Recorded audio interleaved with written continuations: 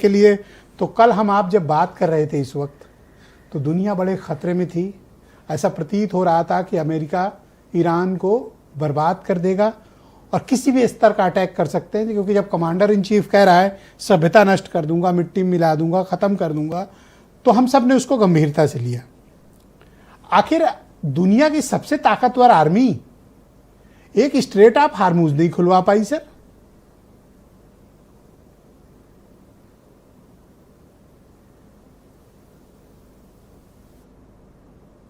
चतुर्वेदी साहब, आप मुझे सुन पा रहे हैं?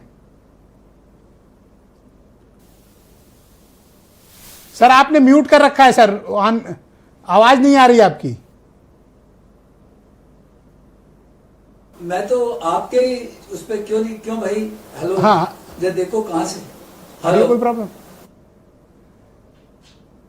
Okay, go ahead sir, go ahead, बोलें सर। Hello hello.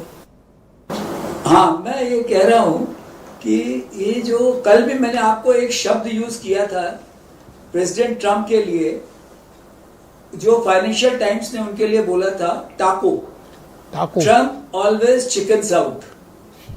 तो कल मैंने आपको बोला था कि अमेरिका में कंसेंसस नहीं है। वहां पे सैंडी बर्न्स टाइप लोग तो ये कह रहे हैं कि अमेंडमेंट 25 ऑफ 1965 इन्वोक करो और इनको डिसमिस करो क्योंकि he is unfit to be president. America में ये स्थिति थी। 31 बिलियन डॉलर का उनको नुकसान अमेरिका को हो चुका है। हर दिन उनकी लड़ाई की कीमत करीब 500 मिलियन डॉलर है। अगर आप दूसरा तरफ देखें ईरान के 3,500 लोग मर चुके हैं, 20,000 से ज्यादा जो है वो घायल हो चुके हैं, 10 बिलियन का नुकसान हो गया है, 10% उनकी जीडीपी नीचे चली गई है। रियाल आज 1 मिलियन रियाल $1 के बराबर है। तो ये कहना कि ईरान ने अपनी मर्जी से कराया। दूसरी चीज मैं कहना चाहता हूं कि जो आप सब लोग यहां पे कह रहे हैं कि अमेरिका जो है उसने जो पाकिस्तान ने इसको कराया है, जो ट्वीट 1 बजे का है वो सबसे इंपॉर्टेंट है। Draft for prime minister of Pakistan ji, और 1 मिनट के बाद होता है वो चेंज होता है। मैं आज सुबह पाकिस्तान रेडियो देख रहा था, पाकिस्तान में डॉन पढ़ रहा था, वहां पाकिस्तान में इसमें लोग हंसी उड़ा रहे हैं कि भाई इतनी तो आपको जो कॉपी पेस्ट करते हो, तो ये इंस्ट्रक्शन आया है अमेरिका से। जो असली चीज है, ट्रम्प की एक और ट्वीट है जिसमें उन्होंने चाइना को थैंक यू बोला है जी। तो एक्चुअली ट्वीट जो पर्दे के पीछे हुआ है वो चाइना का रोल है। एक और चीज मैं बताना चाहता हूं, ये कहा जा रहा है कि सैंक्शन हमने एक्सेप्ट कर लिए। नहीं, 2006 से सैंक्शन हमने एक्सेप्ट किए हुए ईरान के ऊपर। 2006 में जब लगाए गए थे तब से सैंक्शंस एक्सेप्टेड है। सर मेरा आज के लिए जो एक पिन पॉइंट क्वेश्चन है कि स्ट्रेट ऑफ हार्मूज खुलवाने में अमेरिकी सेना 38 दिन तक विफल क्यों रही? वो इसलिए, बिल्कुल ये जो आपका प्रश्न है बिल्कुल यक्ष प्रश्न है। और इसमें उन्होंने, जो मैंने कल भी आपको बताया था कि मैं एज ए प्रोफेशनल ईरान की आर्मी की प्रशंसा करता हूं कि उन्होंने पिछले 30 साल में पूरी तैयारी कर रखी थी। उन्होंने वो सारे बेसेस डिस्ट्रॉय कर दिए जहां से अमेरिकन को सपोर्ट मिल सकता था। यहां तक कि एक मिसाइल उन्होंने डायगो गार्सिया तक पे मारी है।